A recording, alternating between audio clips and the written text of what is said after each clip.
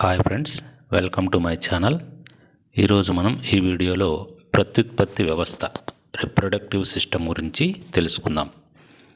ఒక జీవి తన జీవిత కాలంలో తనలాంటి మరో తరం పిల్ల జీవులను ఉత్పత్తి చేయడాన్నే ప్రత్యుత్పత్తి అని అంటాం. ఈ క్రియ వల్ల ఏం జరుగుతుందంటే భూగోళం పైన ఒక జాతి లక్షణాలు శాశ్వతంగా స్థిరంగా ఉంటాయి. ఇందులో మనం పరిశీలించినట్లయితే 4 ప్రక్రియలు జరుగుతాయి. అవేమంటే, ఒకటి డిఎన్ఏ రెప్లికేషన్, దీన్నే డిఎన్ఏ ప్రతికృతి అని అంటాం. 2 కణ విభజన, 3 ప్రత్యుత్పత్తి కణాల ఏర్పాటు, 4 కొత్త జీవుల ఏర్పాటు. ఇవన్నీ కూడా ప్రత్యుత్పత్తిలో జరిగేటువంటి ప్రక్రియలు. మరి ఈ ప్రత్యుత్పత్తి యొక్క ప్రాధాన్యత ఏమిటంటే, ఒక జాతి యొక్క లక్షణాలను శాశ్వతంగా ఉంచుతుంది, అలాగే చనిపోయినటువంటి జీవుల సంఖ్యను భర్తీ చేస్తుంది, అలాగే జీవులను అధిక సంఖ్యలో ఉత్పత్తి చేస్తుంది. ఇవన్నీ కూడా ప్రత్యుత్పత్తి యొక్క ప్రాధాన్యత. జీవులలో ఈ ప్రత్యుత్పత్తి అనేది 2 రకాలుగా ఉంటుంది.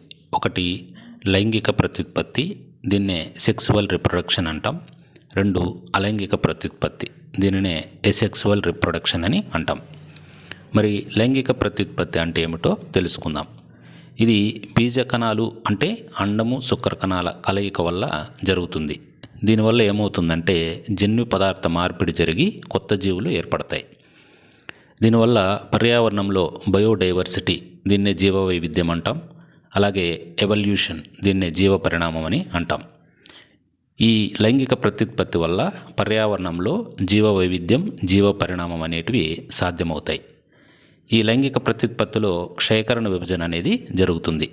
ఇది అభివృద్ధి చెందిన జీవుల్లో మాత్రమే జరుగుతుంది. ఉదాహరణకి వానపాము, కీటకాలు, చేపలు, కప్పలు, సరీసృపాలు, పక్షులు, క్షీరదాల వంటి వాటిలో లైంగిక ప్రత్యుత్పత్తి జరుగుతుంది. నెక్స్ట్ 2వ రకమైన ప్రత్యుత్పత్తి అలైంగిక ప్రత్యుత్పత్తి. ఇక్కడ ఏమవుతుందంటే బీజ కణాల కలయిక లేకుండానే ఒక తల్లి జీవు నుంచి పిల్ల జీవులు అనేటివి ఏర్పడతాయి. కాబట్టి ఇక్కడ జన్యు పదార్థ మార్పిడి అనేది జరగదు. అందువల్ల ఏర్పడినటువంటి పిల్ల జీవులు పూర్తిగా తల్లి జీవులను పోలి ఉంటాయి. అందుకే వీటిని క్లోన్స్ అంటాం. జన్యు సమాన ప్రతిరూపాన్ని మనము క్లోన్ అని పిలుస్తాం. ఇది నిమ్నజాతి జీవుల్లో జరుగుతుంది. ఉదాహరణకి ఏకకణ జీవులైనటువంటి ప్రోటోజోవాలోను, అలాగే పొరిఫెరా, సిలెంటరేటా వంటి జీవుల్లో అలైంగిక ప్రత్యుత్పత్తి జరుగుతుంది. అలైంగిక ప్రత్యుత్పత్తి అనేది ముఖ్యంగా 6 రకాలుగా ఉంటుంది. అవేమిటంటే ద్విధా విచ్ఛిత్తి, దీనినే బైనరీ ఫ్యూజన్ అని అంటాం. నెక్స్ట్ కోరకి భవనం, దీన్నే బడ్డింగ్ అని అంటాం. నెక్స్ట్ బహుధా విచ్ఛిత్తి, దీనినే మల్టిపుల్ ఫ్యూజన్ అని అంటాం.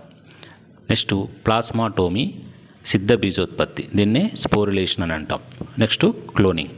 ఇవన్నీ కూడా అలైంగిక ప్రత్యుత్పత్తిలో రకాలు. ఇప్పుడు ద్విధా విచ్ఛిత్తి గురించి తెలుసుకుందాం.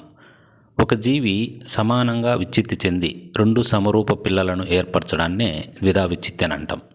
ఒక రోజుకు 1 నుండి 4 సార్లు ఈ ప్రక్రియ అనేది జరుగుతుంది. ఇది పూర్తవడానికి పట్టే కాలం 2 గంటలు.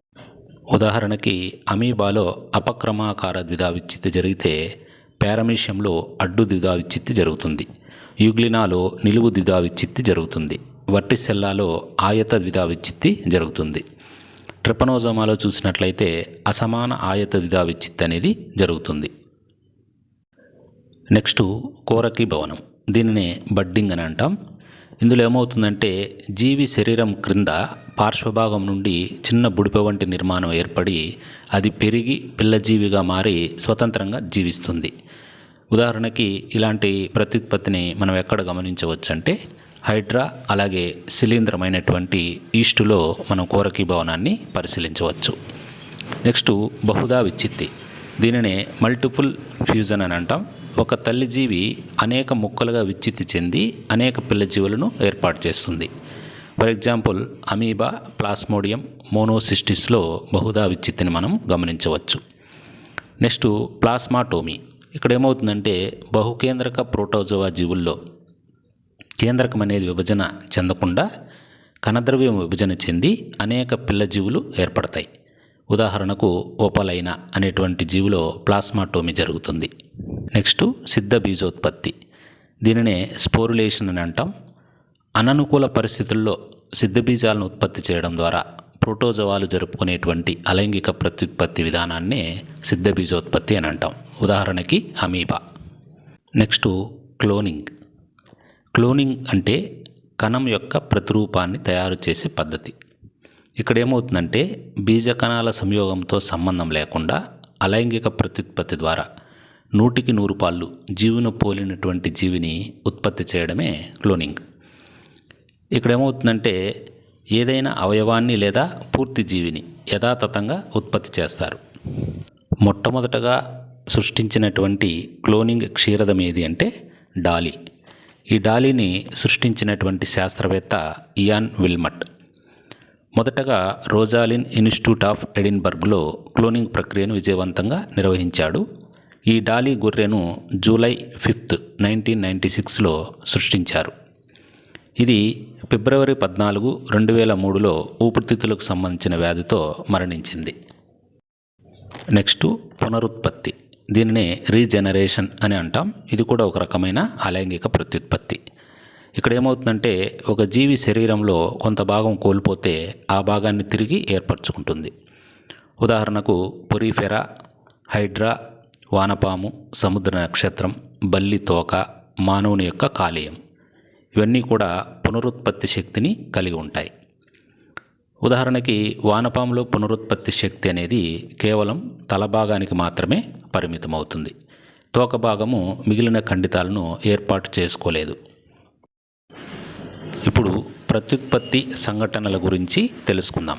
అవేమిటంటే మొదట గామెటోజెనిసిస్ జరుగుతుంది, అంటే శుక్రకణాలు అండాలు ఏర్పాటవుతాయి. Next insemination. ఇక్కడ ఏమవుతుందంటే శుక్రకణాలు స్త్రీ జననేంద్రియ మార్గంలోకి ప్రవేశపెట్టడం జరుగుతుంది. ఆ తర్వాత జరిగేటువంటి క్రియ ఏదంటే ఫెర్టిలైజేషన్. ఈ ఫెర్టిలైజేషన్లో స్త్రీ పురుష బీజ కణాలు కలయిక అనేది జరుగుతుంది. ఫలితంగా జైగోట్ అనేది ఏర్పడుతుంది. Next implantation. ఈ విధంగా ఏర్పడినటువంటి జైగోట్ లేదా సంయుక్త బీజం గర్భాశయ గోడలకు అంటిపెట్టుకుంటుంది. Next gestation. ఇక్కడ ఏమవుతుందంటే గర్భాశయంలో పిండం అనేది అభివృద్ధి చెందుతుంది. చివరగా పార్చురేషన్. దీన్నే ప్రసవము అని అంటాం. గర్భాశయం నుంచి శిశువు బయటకు విడుదలవడాన్నే పార్చురేషన్ అని అంటాం. ఈ లైంగిక పరిపక్వత అనేది మొదట బాలికల్లో కనిపిస్తుంది. ఇప్పుడు మనం మానవుని ప్రత్యుత్పత్తి వ్యవస్థ గురించి డీటెయిల్గా తెలుసుకుందాం. మానవులలో ప్రత్యుత్పత్తి వ్యవస్థ 2 రకాలు. ఒకటి పురుష ప్రత్యుత్పత్తి వ్యవస్థ, 2 స్త్రీ ప్రత్యుత్పత్తి వ్యవస్థ. మొదట పురుష ప్రత్యుత్పత్తి వ్యవస్థ గురించి తెలుసుకుందాం. మానవుని పురుష ప్రత్యుత్పత్తి వ్యవస్థలో ఒక జత ముష్కాలు, అలాగే అనుబంధ గ్రంథులు, అనుబంధ నాళాలు, బాహ్య జననాంగాలు అనే నిర్మాణాలు మనం పరిశీలించవచ్చు. ఈ అనుబంధ గ్రంథులు అనేవి 3 రకాలుగా ఉంటాయి. అవేమిటంటే శుక్రాశయాలు ఒక జత, పౌరుష గ్రంథి, దీన్నే ప్రోస్టేట్ గ్లాండ్ అని అంటాం, ఇది ఒకటి ఉంటుంది. నెక్స్ట్ కౌపర్ గ్రంథులు, వీటినే బల్బో ఇరెత్రల్ గ్రంథులు అని కూడా అంటాం, ఇవి కూడా ఒక జత ఉంటాయి. నెక్స్ట్ అనుబంధ నాళాల వ్యవస్థలో శుక్రనాళాలు, ఎపిడైడమిస్, శుక్రవాహికలు, స్ఖలననాళం, ప్రషేకం అనేటువంటి నిర్మాణాలు మనం పరిశీలించవచ్చు. నెక్స్ట్ బాహ్య జననాంగాల్లో మేహనము, ముష్కగోని అనే నిర్మాణాలను మనము పరిశీలించవచ్చు. మరి పురుష ప్రత్యుత్పత్తి వ్యవస్థ గురించి చదివేటువంటి శాస్త్రాన్ని ఆండ్రాలజీ అని అంటాం. మరి స్త్రీ ప్రత్యుత్పత్తి వ్యవస్థ గురించి చదివే శాస్త్రాన్ని గైనకాలజీ అని అంటాం. ఇప్పుడు ఒక్కొక్క అంశాన్ని డీటెయిల్గా తెలుసుకుందాం. ఇప్పుడు మానవ పురుష ప్రత్యుత్పత్తి వ్యవస్థ గురించి తెలుసుకుందాం. మానవునిలో ప్రాథమిక లైంగిక అవయవాలు ముష్కాలు, వీటినే టెస్టిస్ అని అంటాం. ఇవి ఒక జత ఉంటాయి, అండాకారంలో ఉంటాయి. ఉదర కుహరం బయట ముష్క గోనిలో ఉంటాయి. వీటి యొక్క పొడవు మనం పరిశీలించినట్లయితే 4 నుండి 5 సెంటీమీటర్లు పొడవు, 2 నుండి 3 సెంటీమీటర్ల వెడల్పు ఉంటాయి. ఈ కోశం ఒక పొర చేత 2 అర్ధభాగాలుగా విభజించబడి ఉంటుంది. ఈ ముష్కగోని అనేది ఏం చేస్తుంది అంటే ముష్కాలకు రక్షణ ఇస్తుంది, అలాగే శుక్రకణ ఉత్పత్తికి కావలసిన ఉష్ణోగ్రత కూడా సహాయం చేస్తుంది. అంటే శరీర ఉష్ణోగ్రత కన్నా 2 లేదా 2.5 డిగ్రీల సెంటీగ్రేడ్ తక్కువ ఉంటేనే శుక్రకణ ఉత్పత్తి అనేది జరుగుతుంది. మరి ముష్కాన్ని ఆవరించి రెండు పొరలు ఉంటాయి. బయట పొరను ట్యూనికా వెజైనాలిస్ అని, లోపలి పొరను ట్యూనికా ఆల్బుజినియా అని అంటాం. ఈ ట్యూనికా ఆల్బుజినియా అనేది ముష్కాన్ని లంబికలుగా విభజిస్తుంది. ప్రతి ముష్కంలో మనం పరిశీలించినట్లయితే 250 లంబికలు ఉంటాయి. ప్రతి లంబికలోనూ 1 నుండి 3 శుక్రోత్పాదక నాళికలు అనేటివి ఉంటాయి. ఈ శుక్రోత్పాదక నాళికల నుంచే శుక్రకణాలు అనేవి ఏర్పడతాయి. ఇవి తాత్కాలికంగా ముష్కాల్లో ఉండేటువంటి ఎపిడిడమిస్ అనేటువంటి భాగంలో నిల్వ ఉండి అక్కడే పూర్తిగా పరిణతి చెందుతాయి. శుక్రోత్పాదక నాళికల బయట లీడింగ్ లేదా మధ్యంతర కణాలు అనేటివి ఉంటాయి. ఇవి ఏం చేస్తాయంటే ఆండ్రోజన్లను విడుదల చేస్తాయి. ప్రధానమైన ఆండ్రోజన్ ఏమిటి అంటే టెస్టోస్టిరాన్. ఇది పురుషులలో ద్వితీయ లైంగిక లక్షణాలు ఏర్పడడానికి ఉపయోగపడుతుంది. ఏదైనా అనారోగ్య సమస్యల వల్ల ముష్కాలను తొలగించడం జరుగుతుంది. దీనిని ఏమంటామంటే క్యాస్ట్రేషన్ లేదా ఆర్కిడెక్టోమీ అని అంటాం. అలాగే పిల్లల్లో ముష్కాలు ఉదరకుహరంలోనే ఉండిపోతాయి. అంటే ముష్కగోనులోకి రాకుండా ఉదరకుహరంలోనే ఉండిపోతాయి. ఈ పరిస్థితిని ఏమంటామంటే క్రిప్టార్కిడిజం అని అంటాం. ఈ పాయింట్లు కూడా గుర్తుపెట్టుకోవాలి. మరి ముష్కాలు అనేవి ఏం చేస్తాయి అంటే శుక్రకణాలను విడుదల చేస్తాయి. అలాగే టెస్టోస్టిరాన్ హార్మోన్ కూడా విడుదల చేస్తాయి. ఇప్పుడు శుక్రకణం యొక్క నిర్మాణం, ప్రత్యేకతల గురించి తెలుసుకుందాం. అభివృద్ధి చెందినటువంటి శుక్రకణాన్ని 3 భాగాలుగా విభజించవచ్చు. పక్క చిత్రంలో మనం పరిశీలిస్తే శుక్రకణం నిర్మాణాన్ని చూడవచ్చు. తల, మెడ, తోక అనేటువంటి భాగాలు ఉంటాయి. జంతురాజ్యంలో అతి సూక్ష్మ కణం ఏమిటి అంటే మానవుని యొక్క శుక్రకణం. దీని ఆకారం తోక కప్ప ఆకారంలో ఉంటుంది. దీన్నే టాడ్పోల్ అంటాం. ఇది స్త్రీజీవి యొక్క శరీరంలో 3 రోజులు లేదా 72 గంటల పాటు జీవిస్తుంది. ఈ శుక్రకణాన్ని కప్పుతూ ఉండేటువంటి ఒక పొర ఉంటుంది. దాన్నే మనం ఏమంటామంటే ప్లాస్మా త్వచం అంటాం. మరి శుక్రకణం యొక్క తల భాగంలో కేంద్రకం ఉంటుంది. ఇందులో 23 క్రోమోజోములు ఉంటాయి. అంటే ఏకస్థితికం. తల ముందు భాగాన్ని కప్పుతూ ఒక నిర్మాణము ఉంది. మనం పక్క పటంలో పరిశీలించవచ్చు. దాన్నే ఎక్రోజోమ్ అంటాం. ఇది ఒక తొడుగులాగా ఉంటుంది. ఇది అండంలోకి వెళ్ళడానికి సహాయపడుతుంది.